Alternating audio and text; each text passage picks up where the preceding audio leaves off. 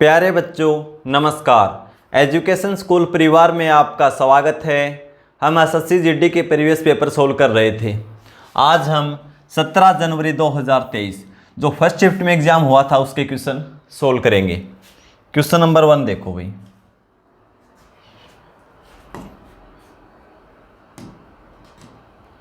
निम्नलिखित में से कौन सा सही नहीं है? भाई सही कौन सा नहीं है, सिंप्लीफिकेशन का दे रखा है भाई इक्वेशन। कौन सा सही नहीं है हमें चेक करना है, तो हमें पता होना चाहिए भाई बोडोमास का रूल। सबसे पहले इसमें क्या हल होगा, देखो इसमें क्या है भाग, तो भाग को हल करेंगे तो क्या हो जाएगा, 63 को 9 से भाग देंगे तो इसकी जगह क्या आ जाएगा 7। अब गुणा 8 गुणा 3 24, 24 और 7 31, 31 में से 6 घटाएंगे तो 25, तो ये तो ठीक है पहला। दूसरा देखो भाई, सबसे पहले इसमें ब्रैकेट हल होगा 2 गुणा 5 10, इसकी जगह आ जाएगा 10। अब देखो 42 को 6 से भाग देंगे 7, 7 फिर देखो 10 गुणा में 1 10, 10 और 7 17, 17 में 9 जोड़ेंगे तो 26, ये भी ठीक है। तीसरा ऑप्शन देखो भाई, ब्रैकेट को हल करेंगे 12 और 2 14, 9 गुणा 4 36, 36 प्लस 14 50, 50 फिर भाग भी है, भाग को हल करेंगे तो देखो 30 को 3 से भाग देंगे 10, यहाँ कितना आ गया था 36 और 14 50, 50 में से 10 घटाएंगे 40, ये भी ठीक है। ये पूछा गया सही कौन सा नहीं है, तो आप लास्ट बच गया अपने आप गलत है, लेकिन फिर भी चेक कर लो। सबसे पहले इसमें भाग हल होगा, 63 को 9 से भाग देंगे 7, यहाँ कितना हो जाएगा 9 गुणा 8 72, यहाँ प्लस है। अब देखो 13 में से 7 घटाएंगे क्या बचेगा 6, 6 प्लस 72 कितना हो जाएगा 79, 79, 79 में 7 और जोड़ देंगे तो कितना हो जाएगा, सॉरी 6 और 72 78, 78, 78 में 7 और जोड़ देंगे तो 85, तो ये सही नहीं है। तो हमारा ऑप्शन कौन सा हो जाएगा डी। क्वेश्चन नंबर 2 पे चलो। दो संख्याओं का महत्तम समावर्तक 24 और उनका लघुत्तम समावर्ती 2400 है। यदि इनमें से एक संख्या 180 है तो दूसरी संख्या क्या होगी? तो हमने क्या पढ़ा था जब एलसीएम को पढ़ा, जब दो संख्याओं का गुणनफल उनके एलसीएम और एचसीएफ के गुणनफल के बराबर होता है। तो पहली संख्या कितनी है 180 गुणा में दूसरी संख्या बराबर एलसीएम गुणा एचसीएफ। तो एलसीएम कितना है 2400 और एचसीएफ 24, इसको हल कर दो हमारा आंसर आ जाएगा।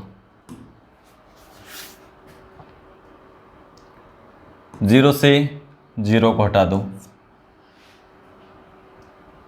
6 से कैंसिल कर लो, 6 से 3 बार में और 6 से 4, 3 से 80 बार में, 8 गुणा 4 32 और 1 0 लगा दो, तो दूसरी संख्या क्या हो जाएगी 320, ऑप्शन डी। क्वेश्चन नंबर 3, 2000 रुपये पर अंकित एक वस्तु को 20% और 10% की दो क्रमागत छूटों के साथ बेचा जाता है। विक्रय मूल्य ज्ञात कीजिए। इन मार्केट प्राइस क्या उस पर भाई 2000 रुपये, यह अपने आप में 100% है, तो 20% की डिस्काउंट देंगे तो उसकी वैल्यू 80%, 80% को लिखेंगे 4/5। अब ये वैल्यू अपने आप में 100%, फिर 10% की छूट देंगे तो 10% वैल्यू कम हो जाएगी 90%, यानी 9/10। ये आपको पता होना चाहिए भाई 80% को हम 4/5 कैसे लिखते हैं, 90% को 9/10 कैसे लिख सकते हैं। 80/100, 20 से कैंसिल करते 4/5, इसलिए शॉर्ट फॉर्म में चलते हैं हम, ठीक है। 0 से 0, 5 से 40, 4 गुणा 4 16, 16 गुणा 9 144 और 1 0 लगा दो, तो विक्रय मूल्य क्या हो जाएगा 1440 रुपये, ऑप्शन सी हो जाएगा। क्वेश्चन नंबर 4, आनंद 4 किलोमीटर पर आवर की चाल से 20 किलोमीटर की दूरी तय करता है और शेष दूरी को 5 घंटे में वह 5 किलोमीटर पर आवर की चाल से तय करता है। पूरी यात्रा के दौरान आनंद की औसत चाल क्या है? तो भी देखो पहले क्या दे रखा है, चाल दे रखा है, दूरी दे रखा है, समय निकाल सकते हैं। तो यहाँ समय कितना लगा उसको, दूरी बटा चाल, 20 को 4 से भाग देंगे, समय कितना आ जाएगा यहाँ पे, टाइम 5 घंटे का, पता चल गया 5 घंटे का। दोबारा क्या दे रखा है देखो, शेष दूरी को 5 घंटे में वह 5 किलोमीटर प्रति घंटा की चाल से तय करता है। अब की बार हमें समय है और चाल है, तो दूरी निकाल लेंगे। दूरी क्या हो जाएगी, चाल गुणा समय, तो 5 को 5 से गुणा कर देंगे, क्या आ जाएगा 25, लिख ही देता हूँ मैं। तो पहले में समय क्या जाएगा, दूरी हमारे पास है डिस्टेंस, टाइम निकाल लो, ठीक है। तो दूरी देखो पहले क्या रखे 20 किलोमीटर, चाल क्या है 4 किलोमीटर पर आवर, तो हमें निकालना समय। समय क्या हो जाएगा, दूरी बटा चाल, तो कितना आ जाएगा 5 घंटे। दोबारा क्या दे रखा है, हमारे पास समय है और चाल है, दूरी निकालना है। समय कितना है 5 घंटे और चाल क्या है 5 किलोमीटर पर आवर। दूरी क्या हो जाएगी 5 गुणा 5, 25 किलोमीटर। औसत चाल पूछा है, तो कुल दूरी बटा कुल लिया गया समय। कुल दूरी क्या है 20 और 25 45 किलोमीटर, और समय 5 और 5 10 घंटे। 10 से भाग देंगे तो 4.5 kilometre per hour. Option B हो जाएगा। क्वेश्चन नंबर 5 देखो, एक व्यापारी 50,000 रुपये में 50 कुर्सियां खरीदता है, लेकिन उनमें से 20 क्षतिग्रस्त हो जाती हैं। वह प्रत्येक क्षतिग्रस्त कुर्सी को सामान्य कुर्सी के विक्रय मूल्य के 3/4 पर बेचने का फैसला करता है। वही जो सामान्य कुर्सी को बेचेगा उसका 3/4 मूल्य पर इसको बेचता है, जो खराब हो गई या टूट फूट होगा जिसमें, ठीक है। सामान्य कुर्सी विक्रय मूल्य क्या होगा, क्या होना चाहिए ताकि वह पूरे लेन देन पर 35% का लाभ कमा सके। भी देखो कॉस्ट प्राइस कितना है उसका 50,000 रुपये। एस पे निकाल सकते हैं, कैसे निकालेंगे, कुल पे क्या वो 35% का लाभ कमाएगा। ये वैल्यू अपने आप में 100% है और 35% बढ़ा देंगे तो इसका 135%। इसको सोल्व कर दो, यह कॉस्ट प्राइस हमारे पास है, सेलिंग प्राइस भी निकाल लेंगे। 2 0 से 2 0 घटा दो, 5 से करेंगे 5 5 25, 2 15 और 2 17, 1 5 और 1 6, 2 0 लगा दो, यानी कुल वो 67,500 रुपये में बेचेगा, ठीक है। कुर्सी देखो अब क्या है, क्षतिग्रस्त कितनी हुई है 20, तो 30 तो उसके पास सही है, कितनी सही है 30 तो उसके पास सही है, प्लस 20 जो टूट फूट हो गई जिनमें, उनको किस मूल्य पर बेचेगा 3/4, सामान्य के 3/4, तो इसका कुर्सी का ही 3/4 कर दो, 4 से कैंसिल कर दो 5, 5 गुना 3 15 और 30 पहले ही है, तो कुल कुर्सी 45। अब 45 का मूल्य निकाल दो, ये 45 का मूल्य होगा, यूँ मानो 45 का मूल्य सभी का हमने इक्वल कर दिया अब, ठीक है। तो अस्तिग्रस्त हुई है, उन कुर्सी को हटा ही दिया हमने, क्या था 20 हुई थी, 20 का 3/4 कर दिया, यानी कुल उसकी 15 चेयर का मूल्य आ जाएगा, ठीक है, विक्रय मूल्य। तो क्या करेंगे 67,500 विक्रय मूल्य है कितनी कुर्सियों का 45 सही कुर्सियों का, क्यों सही कुर्सी 30 थी, 20 में टूट फूट हो रखी थी, उसका हमने सही कुर्सी बना दी, क्योंकि मूल्य सही कुर्सी कितने हो जाएगा 15 कुर्सी के बराबर हो जाएगा 20 का मूल्य, ठीक है। 45 से भाग दे दो इसको,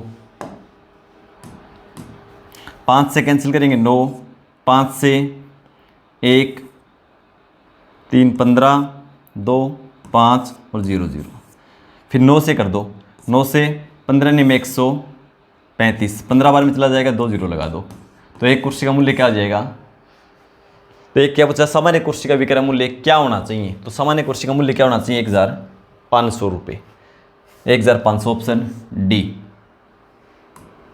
क्वेश्चन नंबर 6 देखो, क्योंकि 3 घन प्रत्येक की भुजा 5 सेंटीमीटर है, एक के बाद दूसरा और दूसरे के बाद तीसरा के आधार एक दूसरे से जोड़े गए हैं, परिणामी घनाभ का संपूर्ण पृष्ठ क्षेत्रफल कितना है। भाई एक घन है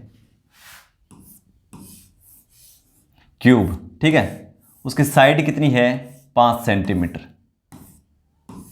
ठीक है 5 सेंटीमीटर, और घन की लंबाई चौड़ाई और ऊंचाई तीनों क्या होती हैं बराबर होती है भाई 5 सेंटीमीटर। ऐसे कितने घन हैं 3, तीनों को एक साथ जोड़ा गया है भाई, साइड कितनी 5, ये भी 5 है, ये भी 5 है और ये भी 5 है, तीनों को एक साथ जोड़ा गया है ऐसे, एक के बाद एक, फिर दूसरा तीसरा ऐसे रखा गया है।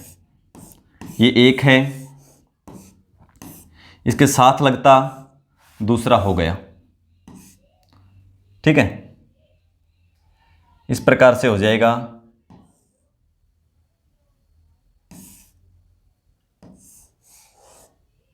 इस प्रकार चलेंगे आगे से आगे, ऐसे ही तीसरा हो जाएगा यहां, ठीक है। इस प्रकार बनते गए भाई, तीनों साथ साथ लगा दिए। फिर क्या किया, देखो 5 थी साइड, तो 5 + 5 + 5 लंबाई जुड़ जाएगी, कितनी हो जाएगी 15। लेकिन चौड़ाई 5 रहेगी, ऊंचाई अब भी 5 ही रहेगी। इसका क्या पूछा है, परिणामी घनाभ का संपूर्ण पृष्ठीय क्षेत्रफल। एक तरीका तो ये है, इसका फॉर्मूला लगा दो। क्या फॉर्मूला, 2 × LB + LH + BH। यह हम सिंपल तरीके से निकाल सकते हैं भाई देखो, एक साइड है ये, कितनी हो गई 5 5 10 और 5 15, ऊंचाई कितनी है 5, तो 15 × 5 75। ऐसी कितनी सतह होंगी, इसके सामने वाली, ऊपर वाली और ये नीचे वाली, 4 सतह होंगी। 75 × 4 प्लस इस साइड लंबा देखो, ऊंचाई 5 और चौड़ाई भी 5, तो इसका साइड का सतह का कितना हो जाए क्षेत्रफल, 5 × 5 25, और 25 इस साइड का 50। 75 × 4 300 और 50 350।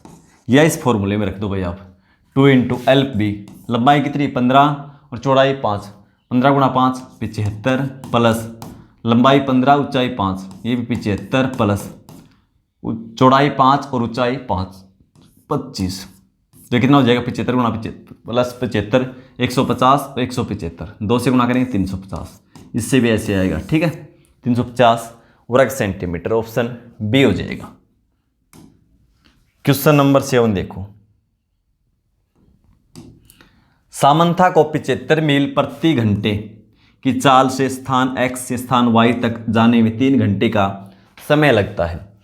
30% बढ़ी हुई चाल से यात्रा करने पर उसे स्थान Y से स्थान Z तक जाने में 2 घंटे का समय लगता है। पूरी यात्रा के दौरान उसकी औसत चाल ज्ञात करें। अच्छा क्वेश्चन है भाई देखो, X और एक स्थान क्या है Y, मान लो यहां पे Y है,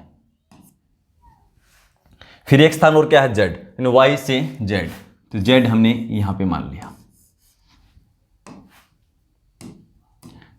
75 मील प्रति घंटा की चाल से स्थान X से स्थान Y तक जाने में 3 घंटे, तो यहां से यहां जाने में 3 घंटे और Y से Z जाने में 2 घंटे का समय लगता है। और ये चाल है यहाँ पे 30% बढ़ी हुई चाल है पहले की, तो 30% को भिन्न में बदलेंगे तो क्या हो जाएगा 3/10, यानी पहले 10 थी तो अब चाल कितनी होगी 10 और 3 13। तो पहले यहाँ से यह चाल मान ली हमने 10 और यहाँ से यहाँ 13, Y से Z 13, लेकिन इसकी दे रखी चाल X से Y कितनी है 75 मील प्रति घंटा। 10 यूनिट की वैल्यू कितनी है 75, 1 यूनिट क्या आएगी 7.5, 7.5 से इसको गुणा किया गया है, तो इसको भी 7.5 से गुणा करेंगे, ठीक है, चाल आ जाएगी 13 गुणा में 7.5। अब औसत चाल कैसे निकालेंगे, कुल दूरी बटा कुल लिया गया समय, ठीक है, कुल दूरी बटा कुल लिया गया समय। तो कुल समय तो हमारे पास है 3 और 2 5 घंटे, कुल दूरी निकालेंगे। उसके लिए देखो पहले क्या है, कुल दूरी कैसे निकालेंगे, यदि यहाँ 3 घंटे का समय लिया और स्पीड क्या थी 75 मील प्रति घंटा, तो 3 से गुणा कर दो, कितना आ जाएगा 225 मील, ठीक है। यहाँ देखो चाल कितनी होगी 13 गुणा 7.5 और समय कितना लिया 2 घंटे का, ये तो चाल है ये समय है, तो 2 से गुणा कर दो। अब 7.5 को 2 से गुणा करेंगे 15, और 13 और 15 की गुणा करनी है हमें, तो कैसे कर देंगे, बीच में क्या संख्या आएंगे 14, 13 देखो ये हो गया 15, ये 13 और 15 की गुणा करनी है, तो बीच में संख्या क्या है 14, 14 का स्क्वायर कर दो 196, एक घटा दो 195, ठीक है। जैसे हमें 9 और 11 की गुणा करनी है, मान लो 9 और 11 की, ठीक है, तो बीच में संख्या क्या है 10, तो 10 का स्क्वायर 100, एक घटा दो उसमें से। ऐसे हमें मान लो 17 और 19 की गुणा करनी है, तो बीच में संख्या 1, जब 1 का गैप हो बीच में, यानी 2 का गैप हो दोनों के बीच, बीच में कहने का मतलब है संख्या 1 ही गायब हो। 18 का स्क्वायर 324, एक कम कर दो उसमें से, तो इन दोनों की गुणा आएगी 323, ठीक है, इस तरह मैंने गुणा कर दी।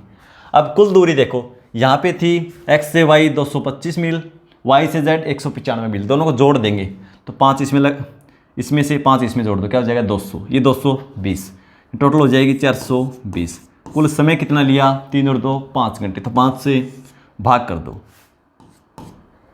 5 8 40, बचेगा 2, 5 चौके 20, 84 मील प्रति घंटा क्या हो जाएगा औसत चाल। ठीक है, क्वेश्चन नंबर 8 पे चलो। अखिल, साहिल और अमित एक निश्चित कार्य को 64 दिनों में कर सकते हैं। कौन कौन, अखिल, साहिल और अमित। अखिल प्लस साहिल प्लस अमित एक कार्य को 64 दिनों में। ठीक है, फिर अखिल और साहिल समान कार्य को 80 दिन में। अखिल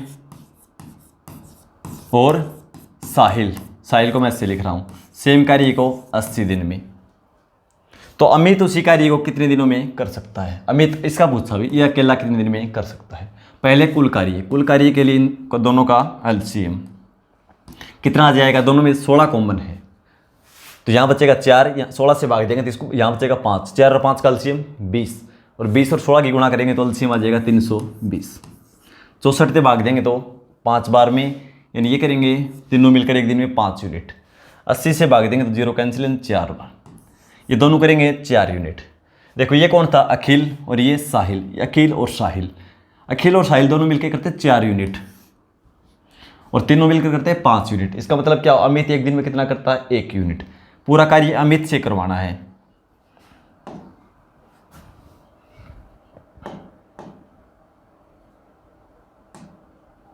पूरा कार्य अमित से करवाना है, तो कुल कार्य है 320, तो 320 को 1 से भाग दे देंगे तो कितना समय लगेगा अमित अकेले को करने में, 320 दिन।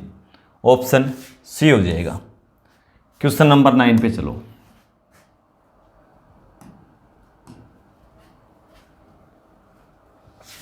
यदि A अनुपात B 4:6, B अनुपात C 10:11 है तो C अनुपात A पूछा गया है।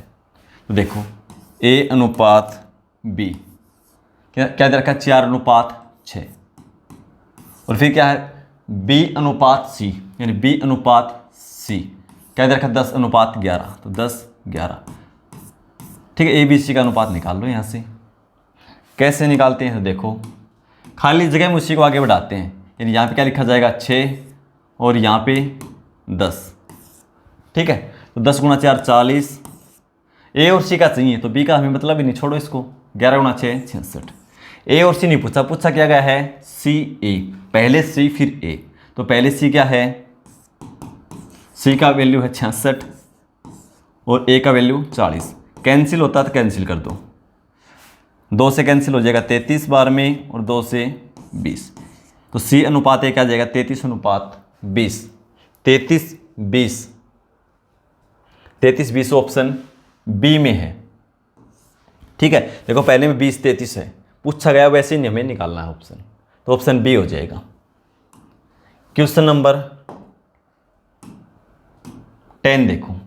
एक निश्चित समयावधि के बाद एक बैंक में निवेश की गई 24,000 रुपये की राशि 26,460 रुपये हो जाएगी जब चक्रवृद्धि ब्याज की दर 5% वार्षिक है।